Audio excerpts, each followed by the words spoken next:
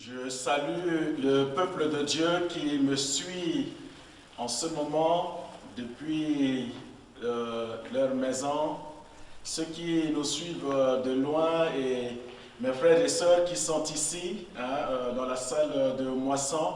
Eh bien, j'aimerais vous saluer de tout mon cœur. Ça fait très longtemps qu'on ne s'est pas vu, mais le Seigneur permet, d'ici très bientôt, nous allons nous retrouver pour le louer ensemble. Et ce matin, j'aimerais d'abord prendre ce temps pour prier et ensuite, après, introduire le message que j'ai sur mon cœur à vous partager.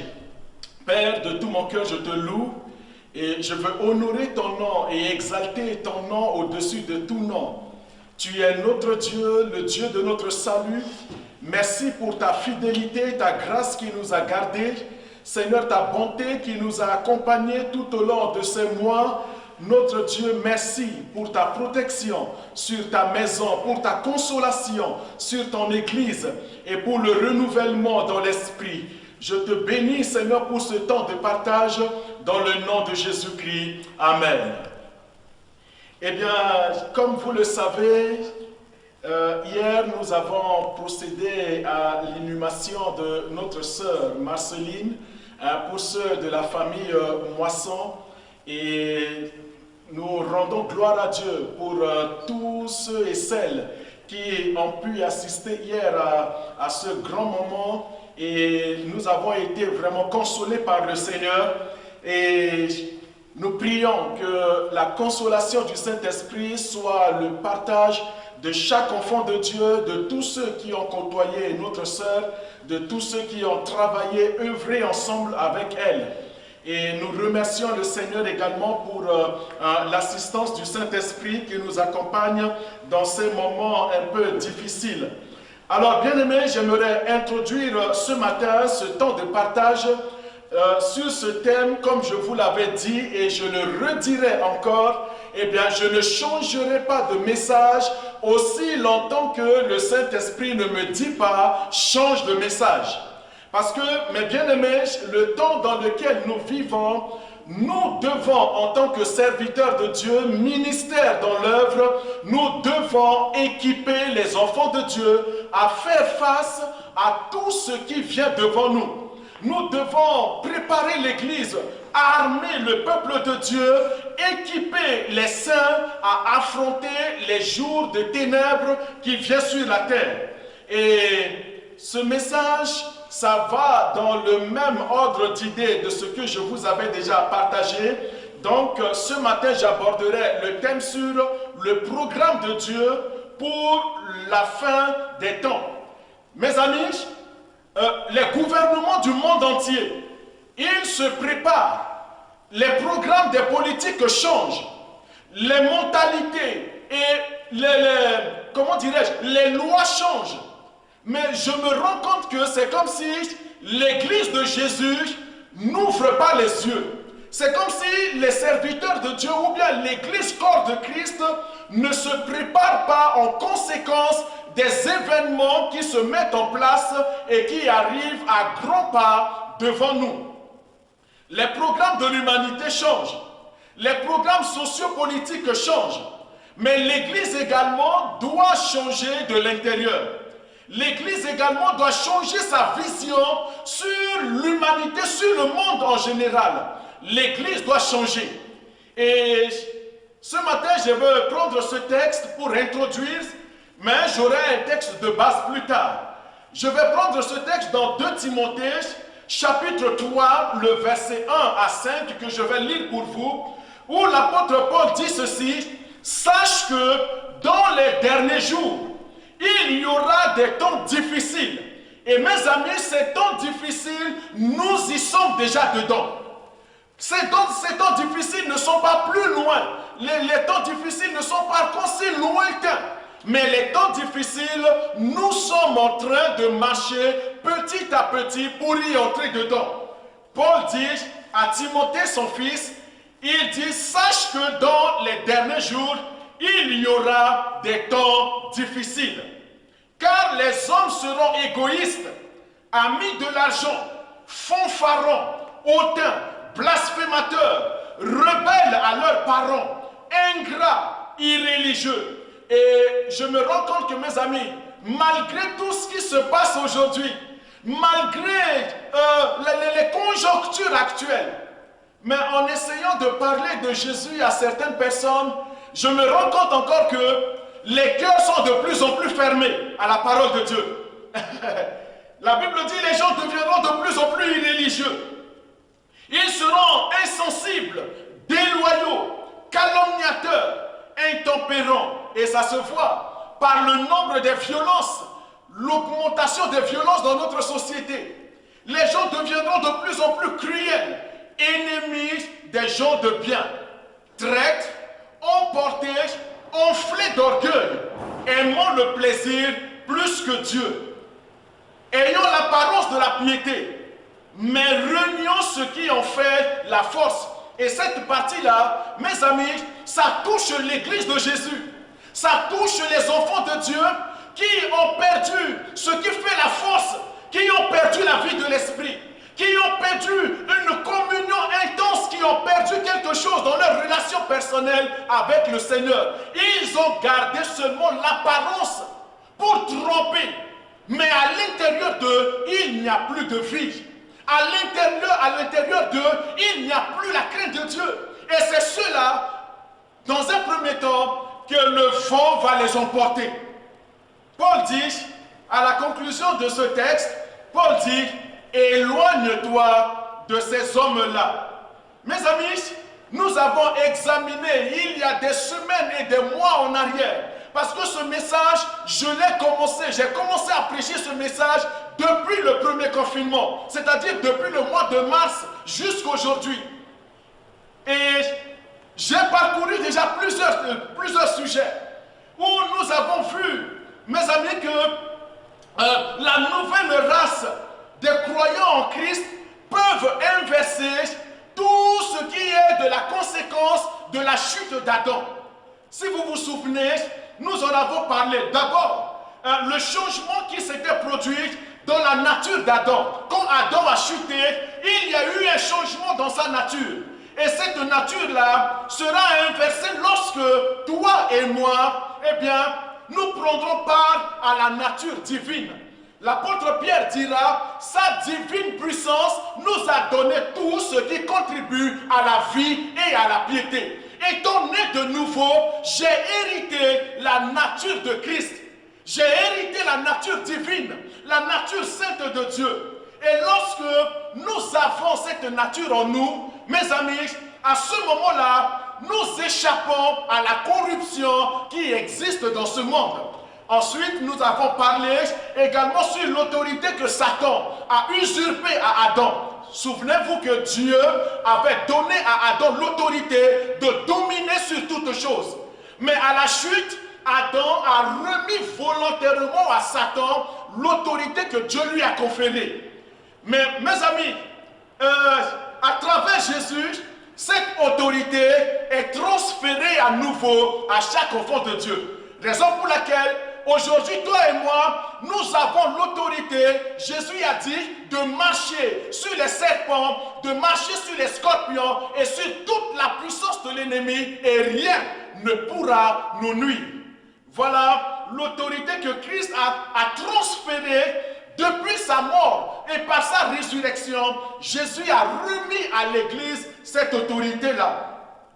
Et la seule chose que Jésus attend, souvenez-vous de ce que je vous avais dit, Jésus attend que toi, mon frère, ma soeur, qui me suis depuis chez toi, confortablement dans ton canapé, eh bien peut-être que tu es dans ton lieu de travail et que tu me suis en ce moment, j'aimerais te dire, Jésus attend juste une chose, que tu ramènes ses ennemis et que ses ennemis deviennent son marchepied. C'est comme si les ennemis de Jésus, que toi, en tant qu'enfant de Dieu, par l'autorité que tu as reçue, en exerçant cette autorité-là, tu fais des ennemis de Jésus comme les escabeaux sur lesquels Jésus va marcher pour manifester sa gloire dans ce monde. Et de plus, les croyants ont été délivrés. Nous sommes délivrés du harcèlement et du contrôle des esprits méchants. En réalité, bien-aimés, nous nous avons reçu autorité sur les esprits méchants. Mais l'exécution doit être faite dans le nom de Jésus. N'importe quel enfant de Dieu. Et cette autorité-là n'est pas donnée à une élite dans l'Église. Cette autorité n'est pas donnée à une classe de clergés et qui ont le pouvoir. Et les laïcs n'ont pas ce pouvoir-là. Non. Mes amis, Christ t'a donné autorité. Et j'aimerais te dire également que la vanité et la perversion qui sont en outre entrées dans la création depuis la chute d'Adam, mes amis, seront éliminés. Croyez-moi, dans la restauration qui surviendra, la création sera délivrée. Et la perversion, à travers ce que la Bible nous dit, par la manifestation de la gloire du Fils de Dieu. Et j'aimerais t'encourager ce matin. Cette manifestation de la gloire de Dieu est associée à la résurrection des enfants de Dieu. Hier, je disais au cimetière, à l'enterrement de notre sœur, je disais que le jour du retour de Jésus, la Bible nous dit, la trompette sonnera, les morts en Christ ressusciteront en premier. Ceux qui sont morts en Christ, ils seront ressuscités. Et en cela, mes amis, nous incluons tous les desseins et la dispensation de Dieu qui suivront la résurrection. S'il vous plaît. Enfin, j'aimerais encore te ramener, te faire rappeler ce que nous avons partagé.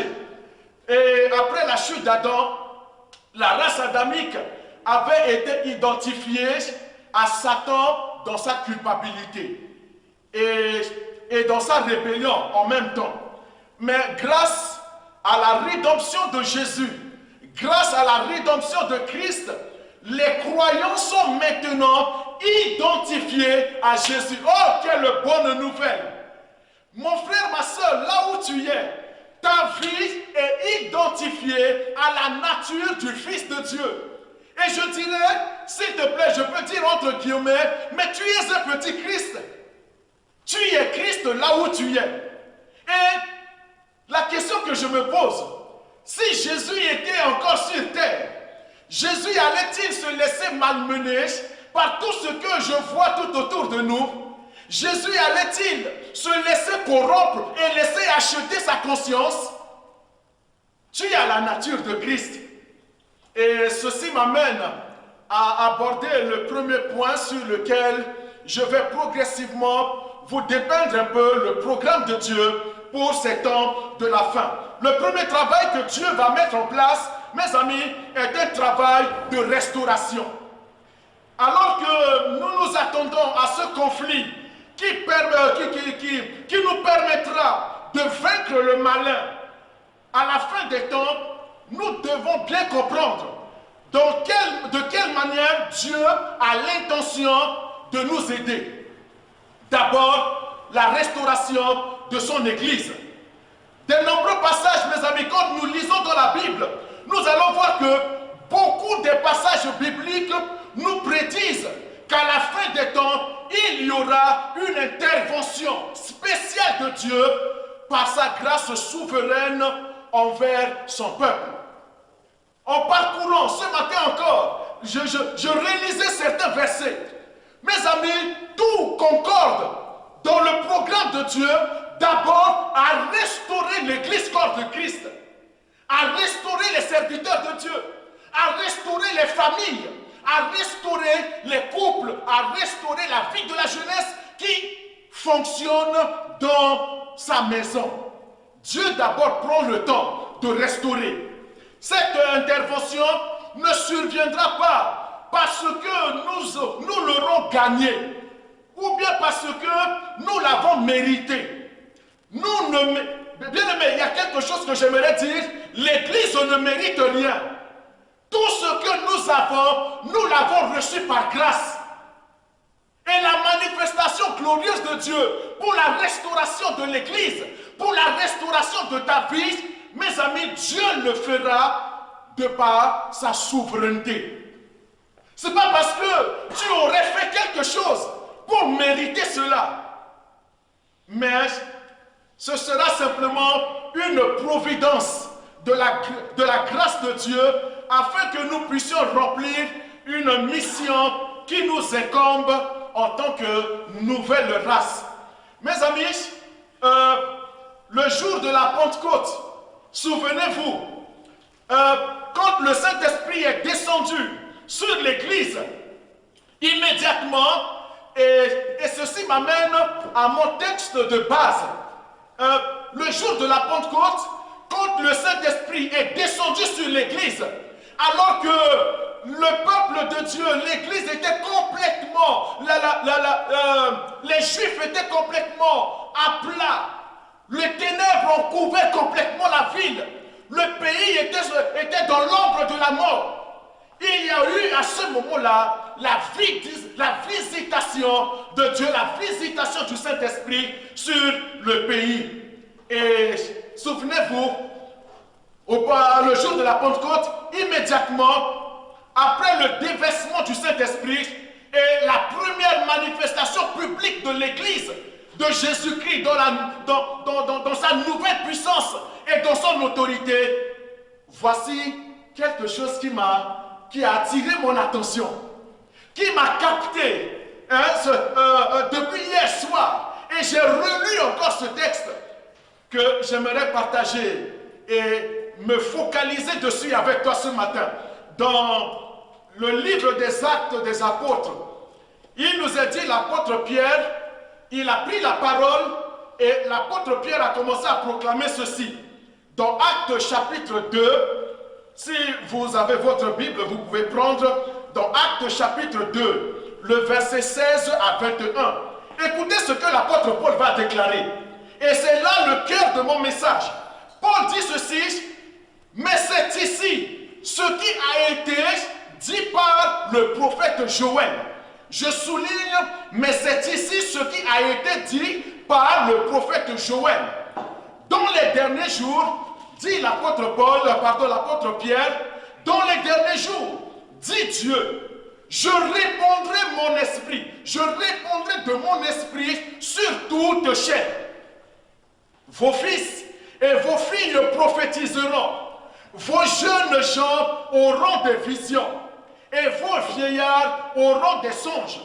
Oui, sur mes serviteurs et mes servantes, dans ces jours-là, je répondrai de mon esprit. Je dis encore 2 fois. Dans ces jours-là, je répondrai de mon esprit. Et il continue en disant, et ils prophétiseront. Ils prophétiseront. Je ferai paraître des prodiges en haut dans le ciel et des miracles en bas sur la terre. Du sang, du feu et une vapeur de fumée. Le soleil se changera en ténèbres et la lune en sang, avant l'arrivée du jour du Seigneur. Je souligne, avant l'arrivée du jour du Seigneur. Mes amis, je peux dire humblement, avec cette sensibilité prophétique, cette sensibilité avec le don que Dieu m'a donné par sa grâce, mes amis, nous écoutons ce qui se passe. Peut-être que toi, en tant qu'enfant de Dieu, tu ne vois pas ce qui vient à l'horizon.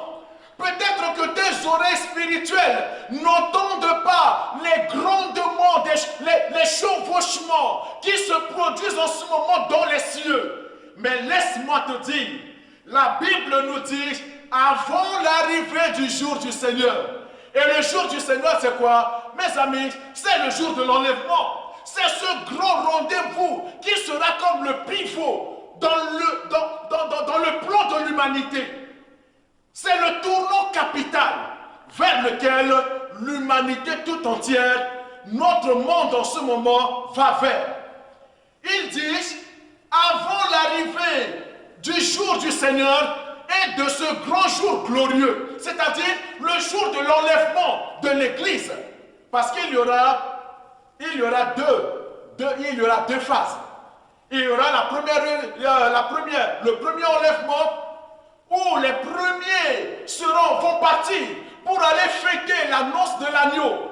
Mais malheur aux chrétiens qui ont renié, ceux qui ont fait la force, qui ont gardé seulement l'apparence de la piété. Ceux-là, ils vont devoir payer de par leur propre, pour leur salut, ils vont devoir payer. Ils vont devoir payer par la souffrance. Ils vont devoir payer cher. Et encore, si la personne garde la foi. Raison pour laquelle, mes amis, la Bible nous dit, Jésus lui-même a dit que dans les derniers jours, l'amour des plus grands nombres se refroidira. Et combien en ce moment, dans ce temps où nous vivons, combien des enfants de Dieu ont gardé encore l'amour de Christ en eux? Parce que nous ne sommes pas là à tes côtés. Nous ne sommes pas là avec toi chez toi. Nous ne sommes pas là à tes côtés en tant que serviteur de Dieu pour te donner des conseils, pour te prodiguer des soins du berger. Tu es seul. Tu es seul. Et c'est par rapport à ta foi que j'aimerais ce matin te parler. Mon cher frère, ma chère soeur, toi qui peut-être es nouvellement converti, c'est pour toi ce matin que j'aimerais parler un tout petit peu. Garde la foi. Ce jour glorieux arrive devant nous. Et Pierre finit son message en disant, alors quiconque invoquera le nom du Seigneur Jésus, quiconque invoquera le nom du Seigneur sera sauvé. Quiconque invoquera le nom du Seigneur sera sauvé. Mes amis, ce passage est une proclamation de ce que le Dieu Tout-Puissant va faire. Que tu le veuilles ou pas, c'est déjà son programme arrêté de toute éternité. Nombre des passages présents dans la parole de Dieu sont conditionnels. Voyez-vous, par exemple, si Dieu donne une promesse à l'Église ou bien à ses enfants, si vous vous rendez compte, vous allez voir toujours que la promesse de Dieu est liée avec une condition si. Si tu fais ceci, si tu fais cela, alors la bénédiction vient. Il y a toujours une condition que Dieu pose.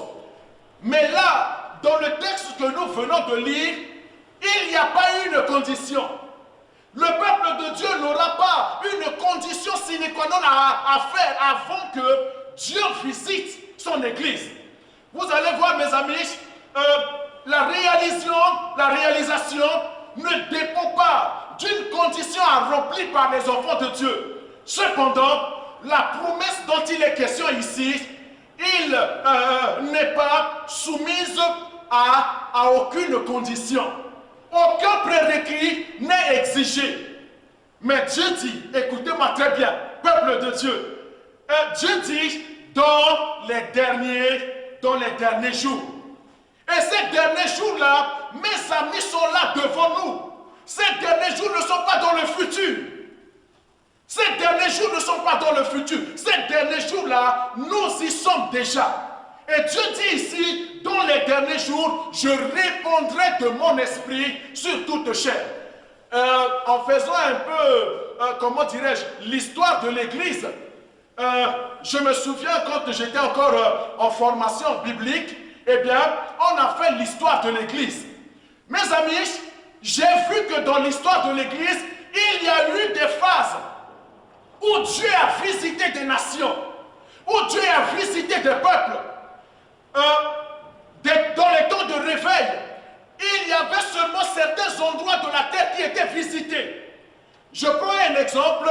Il y a eu dans les années 70 jusqu'à 80, jusqu'à dans les années 90, il y a eu des endroits dans le monde, en Afrique, où Dieu a visité, Dieu a suscité des puissants réveils. Mais à certains endroits, il n'y a pas eu de réveil.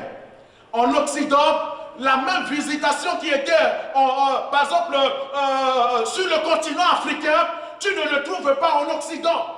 Il y a certains endroits en Amérique, sur le continent américain, que Dieu mais à un certain endroit, tu ne trouvais pas cette visitation-là. Mais la promesse que l'apôtre Pierre, après la visitation du Saint-Esprit sur l'Église, Pierre va utiliser le livre du prophète Joël, la prophétie de Joël. Pierre reprend cette prophétie en disant, dans les derniers jours, je répondrai de mon esprit. Dieu dit, je répondrai de mon esprit sur toute chair. Mes amis, ce que Dieu va faire là ne dépend pas. Or, Dieu n'a pas dit ici que si l'Église sera unie, et si je dis l'Église, c'est l'Église avec grand E, l'Église corps de Christ. Dieu n'a pas dit que si l'Église sera unie, ou encore si les théologiens se mettront d'accord, alors à ce moment-là, je répondrai de mon esprit. Non. Si c'était le cas, on va attendre longtemps. Avec toutes les divergences des opinions, dans les doctrines qui ont affaibli l'Église de Jésus-Christ. Dieu dit, je répondrai de mon esprit sur toute chair. Mes amis, ça c'est le programme que Dieu va faire dans les jours qui viennent devant nous. Dans les mois et les années qui sont devant nous, il y aura une puissante visitation de la part de l'Esprit de Dieu, non seulement en Occident, mais ça sera en même temps, c'est-à-dire d'une manière simultanée, Dieu va répandre son esprit sur son Église, sur toute chair. Le jour de la Pentecôte, ce n'était pas toute chair qui avait reçu le Saint-Esprit. Ce n'était pas toute chair. Mais c'était seulement les 100 francs qui étaient dans la chambre haute. Et plus tard après, les chrétiens qui se convertissaient. Mais pour le temps de la fin, Dieu procède à la restauration de son Église. Dieu veut nettoyer son Église. Dieu a déclaré qu'à un certain moment, il interviendra en faveur de son peuple, en répandant son esprit sur toute chair. Et sans cela, et sans que celui-ci ne l'ait mérité. L'Église ne mérite pas. Mes amis, si on voit tout ce qui se passe dans l'Église aujourd'hui, l'Église ne mérite pas cette visitation-là. Mais puisque Dieu tient à la restauration de son peuple, à la restauration de ta vie, laisse-moi te dire ce matin, oh de tout mon cœur, oh je m'attends à cette pluie où la Bible nous dit, dans l'Ancien Testament, la Bible nous dit la pluie de l'arrière-saison. Cette pluie-là va nettoyer l'Église, va nettoyer, va emporter les poubelles dans l'Église. Ah, j'aimerais t'encourager ce matin. Dieu dit, je répondrai de mon esprit sur toute chair. La dernière onction du Saint-Esprit a pour but de provoquer le retour de Jésus. La dernière vague, la pluie du Saint-Esprit que Dieu va répandre, mes amis, c'est pour préparer l'Église à ce grand pivot, à ce grand jour glorieux, l'enlèvement de l'Église, corps de Christ. Voilà pourquoi Dieu va envoyer la pluie de son esprit sur toute chair. Et ça sera une onction universelle. Il y a eu, comme je l'ai dit, des temps formidables dans le passé où le Saint-Esprit visitait des nations. Mais ce temps dans lequel nous y allons, c'est une visitation universelle. Et dans ce verset, mes amis, en étudiant minutieusement, j'ai souligné 4 étapes dans ce verset de Joël. L'intervention divine de Dieu à la fin des temps est en outre mentionnée aussi dans le livre des Actes, s'adressant à la foule, comme je l'ai dit. L'apôtre Pierre va souligner le premier point sur lequel je vais te parler un tout petit peu. Dans Actes chapitre 3, le verset 19 à 21. À ce moment-là, Pierre et Jean ont vécu un miracle formidable. Les gens, le peuple était, le peuple adulait, le peuple voyait le miracle qui s'est opéré. Et à ce moment-là, au lieu que l'apôtre Pierre se laisse flatter par l'acclamation du peuple, Pierre va prendre la parole. Dans le temps de la restauration, mes amis, le premier point capital de l'Église, le premier point capital, Pierre va dire, repentez-vous donc et convertissez-vous. Pierre s'adressait à la maison d'Israël. Et ce matin, je m'adresse à toi, peuple de Dieu. Je m'adresse à toi, leader de l'Église. Je m'adresse à toi, serviteur de Dieu. Pierre dit, repentez-vous donc et convertissez-vous pour que vos péchés soient effacés. Afin que des temps de rafraîchissement, voilà le premier point. Dans les 4 étapes, j'en ai souligné 4 dans ce verset. Premier point, Pierre dit, repentez-vous. Deuxième point, il dit, afin que des temps de rafraîchissement viennent de la part du Seigneur. Le temps de rafraîchissement, c'est le temps de la restauration. C'est le temps de la guérison. C'est le temps pour que le peuple de Dieu s'équipe. Le peuple de Dieu se revête de son habit. Voilà le temps de rafraîchissement. Troisième, il dit, et qu'il envoie celui qui vous a été destiné, c'est-à-dire Jésus. Troisième étape dans le programme de Dieu pour les temps de la fin. D'abord, la repentance pour son Église. Deuxième étape, Pierre dit, un temps de rafraîchissement, de restauration, de guérison. Troisième étape, alors à ce moment-là, l'Église restaurée, l'Église guérie, l'Église entre dans son dynamique. À ce moment-là, eh bien, Pierre dit, celui qui vous a été promis, c'est-à-dire Jésus, revient. Parce que son Église, son épouse s'est déjà préparée. Son épouse s'est déjà préparée. Et la dernière phrase, Pierre dit toujours dans ce verset que le ciel doit recevoir jusqu'au temps du rétablissement de toutes choses. Donc Dieu a parlé anciennement par la bouche de ses saints prophètes d'autrefois. Dans cette prédication de Pierre, mes amis, il y a dans cette révélation-là les 4 étapes. Comme je vous l'ai dit, tout d'abord le peuple de Dieu doit se repentir et retourner à nouveau vers Dieu. Et mes amis, je vais vous prendre ce texte-là, s'il vous plaît. C'est avec beaucoup d'amour. Et en tant que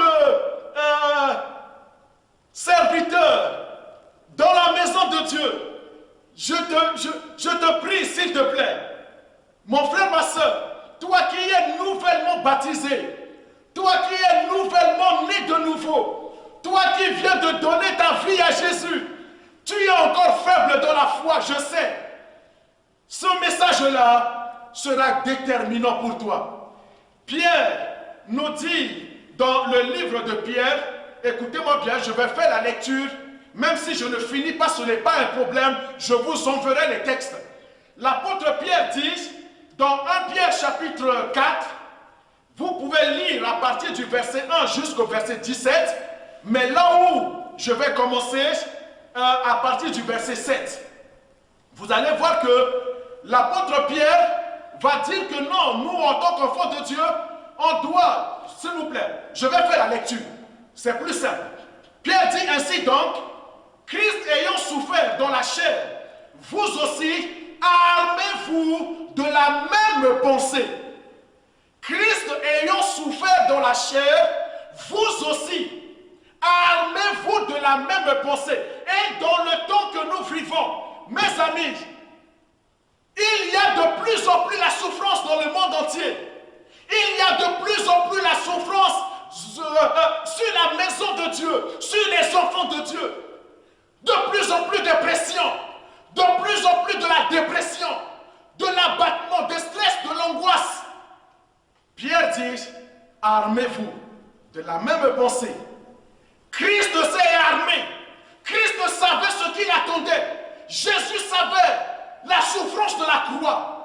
mais la force de Jésus, parce qu'au niveau mental, Jésus s'était préparé. Et est-ce que toi, en tant qu'enfant de Dieu, te prépares-tu aux événements qui viennent devant nous? Te prépares-tu? Imaginez-vous déjà, rien qu'avec les 2 premiers confinements, rien qu'avec les 2 confinements, on entend que voilà, un tel enfant de Dieu est déprimé. On entend que voilà, un tel enfant de Dieu ne va plus bien, etc., etc. La Bible nous dit, armons-nous de la même pensée comme Christ. Car celui qui a souffert dans la chair, on a fini avec le péché. Il dit, afin de vivre non plus selon les convoitises des hommes, mais selon la volonté de Dieu pendant le temps qui lui reste encore. Il ne te reste pas beaucoup de temps. Oh, voyez-vous, j'ai préparé mon message, mais même si je ne lis pas, je ne suis pas mon message à chaque fois. Jamais je ne suis mon message. Mais j'aimerais te dire le cœur de Dieu. J'aimerais te dire la pensée de Dieu pour ta vie, pour le tournant, la plaque tournante que l'Église est en train de négocier en ce moment. Il ne nous reste pas beaucoup de temps, peuple de Dieu.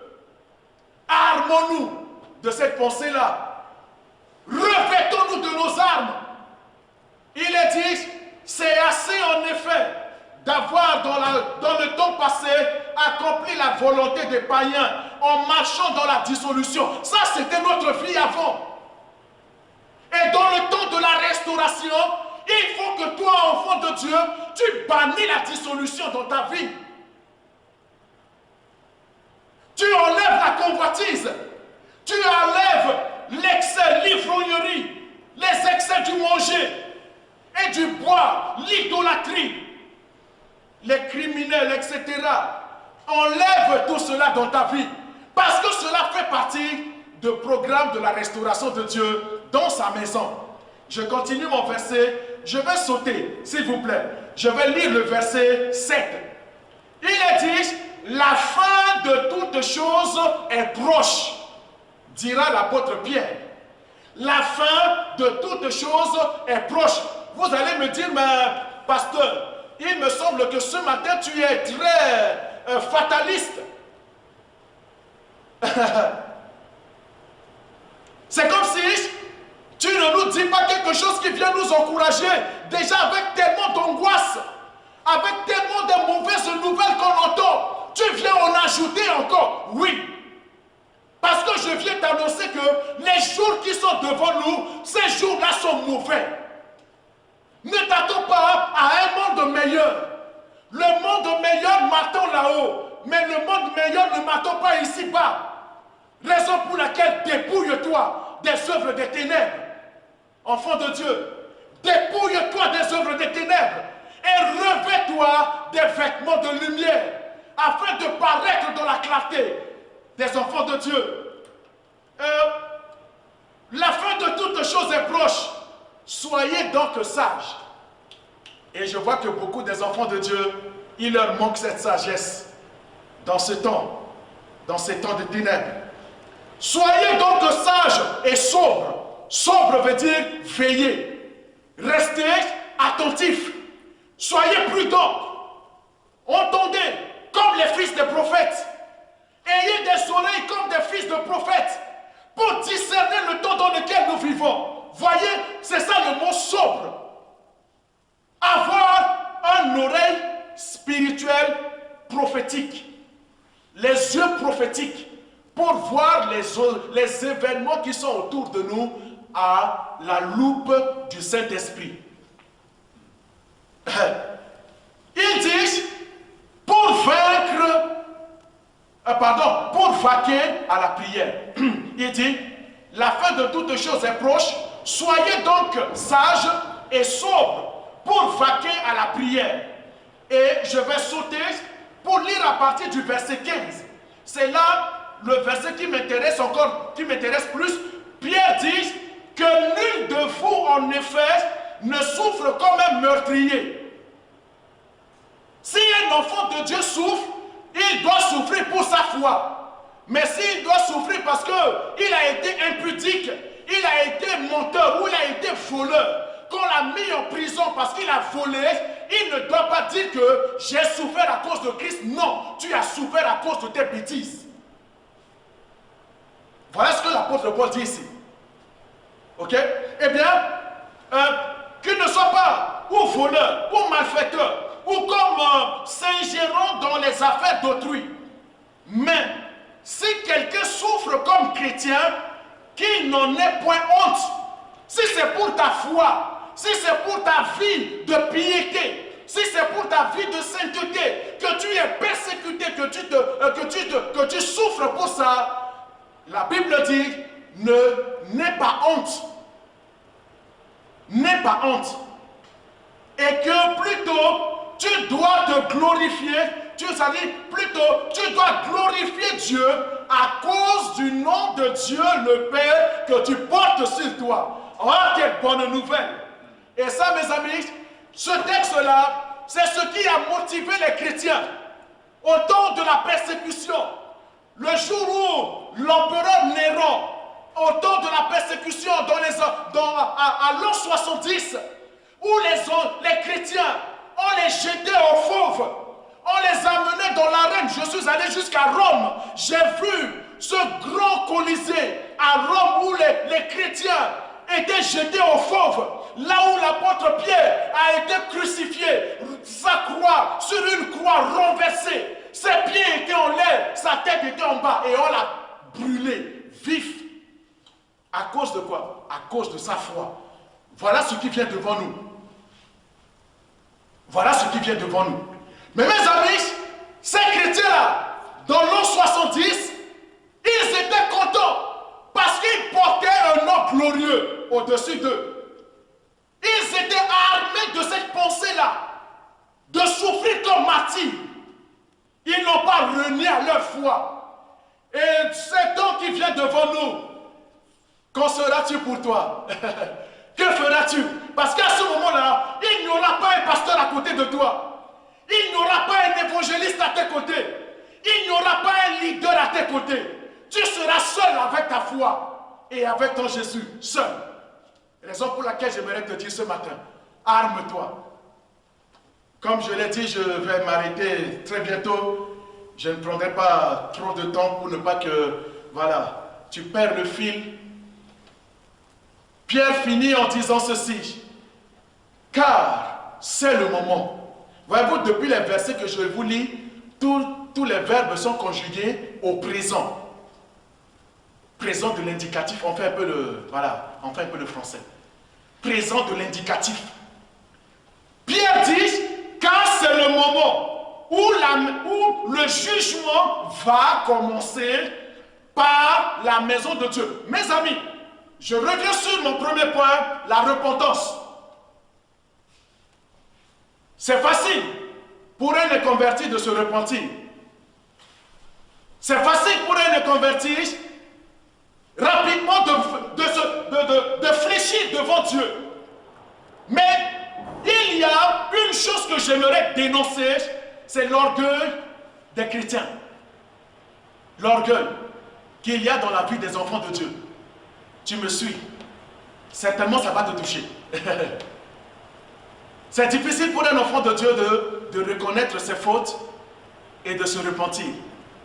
Il y a un serviteur de Dieu dans le réveil qui a eu lieu au pays de Galles à l'époque. Il s'appelle Evan Robert. Il a dit ceci, j'ai pris son slogan en 1904. Il a dit « Faire fléchir l'Église et s'incliner le monde ». C'est-à-dire, il faut d'abord que l'Église arrive à fléchir devant Dieu. Il faut que le cœur des enfants de Dieu arrive à fléchir devant Dieu dans la repentance. Tellement de choses qui se passent dans l'Église. Et si je parle de l'Église, je ne vois pas seulement l'Église moisson. Parce que ce message, c'est pour l'Église corps de Christ. Je ne vois pas que l'Église et les leaders de l'Église moisson. Mais je te parle à toi, peut-être que plus tard va tomber sur cette vidéo. Il faut que l'Église fléchisse. le genou de son cœur dans la repentance devant Dieu. Autant les vanités, autant tout ce qui a séduit l'Église. Aujourd'hui, l'Église n'est plus ce qu'elle est, ce qu'elle devrait être, la force que l'Église devrait être dans le monde. L'Église a perdu sa fer de lance. L'Église s'est laissée compromise. L'Église a laissé sa conscience achetée par des choses qu'on entend. Mes amis, l'Église doit revenir à Dieu. Parce que la Bible nous dit, car c'est le moment où le jugement va commencer par la maison de Dieu. À un moment donné, dans la restauration, Dieu va commencer à nettoyer son Église. Il va mettre dehors les impudiques. Il va mettre dehors les serviteurs de Dieu où le cœur est rempli de cupidité. S'il vous plaît, permettez-moi de dénoncer ces choses-là. Parce que ça fait partie de ce programme de la restauration de Dieu pour le temps de la fin. Pierre dit le jugement va commencer dans sa maison. Et j'aimerais te poser la question, toi mon frère, ma soeur. Où en es-tu dans ta relation? Est-ce que tu es, voilà, flottant comme un roseau sur l'eau avec Dieu, ou tu n'as pas de racines? Si le jugement de Dieu commence dans sa maison, resteras-tu debout? C'est pour toi ce matin de commencer à examiner ta vie. La dernière fois, je disais à quelqu'un qui était venu chez moi à la maison, je lui dis, tu sais, le temps dans lequel nous vivons, nous devons faire ce qu'on appelle une auto-examen. Auto-examen personnel de ta conscience, de ta vie avec le Seigneur. Laisse l'apparence de la piété pour tromper les hommes, mais entre à l'intérieur de toi-même et examine-toi. Parce que le jugement va commencer dans la maison de Dieu. Bien-aimé, je vais finir par là. Je me souviens, il fut un temps à l'époque où nous étions encore en Afrique. Ce message, un tel message, ce verset m'avait bouleversé. Je me rappelle, je pense que l'apôtre Clément peut se souvenir de ce témoignage. Il y avait, dans l'église où nous étions, il y avait tellement de choses qui se passaient. La vie des enfants de Dieu, waouh! Il y en avait qui forniquaient, d'autres étaient dans l'ivrognerie, etc. Et un dimanche, un serviteur de Dieu a prêché sur la Sainte Seine. Je pense que l'apôtre Clément peut rendre ce témoignage. À un moment donné, mes amis, Dieu commençait à nettoyer sa maison. Parce que la prédication des serviteurs de Dieu n'avait plus d'impact sur les gens. Il a fallu l'intervention de Dieu pour restaurer sa maison. Et ce jour-là, ce témoignage, ce n'est pas pour te faire peur, mais c'est pour t'encourager à amorcer le chemin de la repentance. Et ce dimanche, ce serviteur de Dieu dit, à la fin de son message, avant de te lever pour venir prendre la Sainte Seine, ne te lève pas parce que les autres se lèvent, puisque c'est devenu une habitude, une coutume. Eh bien, examine-toi d'abord. Sinon, tu viendras manger ton jugement et boire ton jugement. Il a fini, il a prié, et mes amis, les gens se sont levés comme d'habitude. Comme la chanson française qui dit « comme d'habitude ». Et comme d'habitude, les gens ont pris la Sainte Seine. Mais mes amis, à l'instant T, il y avait deux personnes. Je pense que l'apôtre Clément se souvient de ce message, de ce qui s'est passé. Il y avait une dame, soi-disant une sœur. Parce que, vous voyez, dans l'église, il y a sœurs et sœurs. Et il y a frères et frères aussi. Les charnels, à un moment donné, le jugement de Dieu s'est manifesté instantanément, sous nos yeux comme ça. Le ventre de cette femme commençait à gonfler, à gonfler, à gonfler, à gonfler. Elle était comme une femme enceinte, instantanément sous nos yeux comme ça. L'autre frère, pour lui, à un moment donné, ses yeux voyez-vous, non, nos yeux clignent, je crois, je ne sais pas combien de secondes à la fois. Eh bien, ses paupières étaient restées bloquées comme ça. Il ne pouvait plus cligner des yeux. À un moment donné, tu entends dans la salle, je ne peux plus fermer mes yeux. Oh mon Dieu. Il commençait à hurler, je ne peux plus fermer mes yeux. Je ne peux plus fermer mes yeux. Et quand les serviteurs de Dieu sont venus, le Saint-Esprit a dit, ne le touchez pas, ne priez pas pour lui, ne lui imposez pas les mains. Tant qu'il n'a pas confessé ce qu'il a fait, ne lui imposez pas les mains. Et c'est là, mes amis, cet homme a ouvert sa bouche. Il a commencé à confesser. Mais c'était horrible d'écouter tout ce qui sortait de sa bouche. Parce que Dieu lui a dit, tu n'as pas besoin de confesser ce que tu as fait avec quelqu'un juste à mi-voix. Tu dois confesser publiquement. Voudras-tu que cela t'arrive? Je ne le souhaite pas pour toi. Raison pour laquelle je t'encourage. De là où tu te trouves, réponds-toi. Parce que ça fait partie du programme de Dieu pour le temps de la fin, pour son Église. La restauration. Voyez-vous, j'en ai 4, mais j'en ai touché qu'un point. J'en ai touché qu'un point. Mais je vous enverrai les notes. Ah, que le Seigneur vous bénisse. Le jugement va commencer dans la maison de Dieu. Or si, Pierre finit en disant, or si, c'est par nous, mis pour nous chrétiens, mis pour nous enfants de Dieu, si c'est par nous qu'il commence, quelle sera la fin de ceux qui n'obéissent pas à l'évangile de Dieu? Point d'interrogation. Quel sera le sort de ceux qui n'obéissent pas à la parole de Dieu? Si pour toi déjà ton salut sera difficile, mais pour celui qui ne connaît pas Dieu, quel sera son sort? Oh, c'est pourquoi ce matin, avant de m'arrêter, oh, j'ai envie de pleurer. Parce que ce message, mes amis, depuis ce matin, quand je me suis levé, en relisant encore ces textes, j'avais les larmes aux yeux. Et ce, même pendant que je suis en train de parler, j'ai envie de pleurer. Parce que Jésus veut la restauration totale de ta vie. Le Saint-Esprit soupire. Le Saint-Esprit pleure en voyant toutes les saletés qui sont dans son Église. Le Saint-Esprit soupire en voyant l'incrédulité dans le cœur du peuple de Dieu. Permets-lui de nettoyer. Permets-lui de t'aider à nettoyer. Et sur ce, je vais m'arrêter. Et je vais prier avec toi. Ah, s'il te plaît, si ce message te concerne, ah, si tu veux qu'un serviteur de Dieu puisse t'aider, eh bien, prends contact avec un serviteur de Dieu. Prends contact. Prends contact. Et nous serons prêts à pleurer avec toi. Personne ne va te juger. Moi le premier, je dois faire aussi l'auto-examen de ma conscience pour préparer ma vie à ce grand pivot qui vient devant nous, à ce grand tournant dans lequel nous sommes en train de négocier. Et j'aimerais m'arrêter là et prier pour la fin.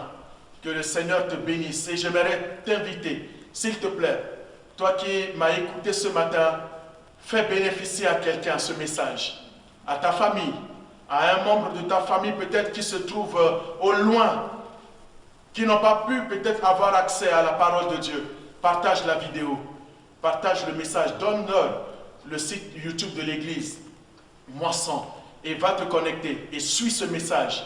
Et si ce message te plaît, alors je te demande, s'il te plaît, va sur la page et like, clique un petit j'aime dessus pour dire que voilà, ce message m'a fait tellement du bien.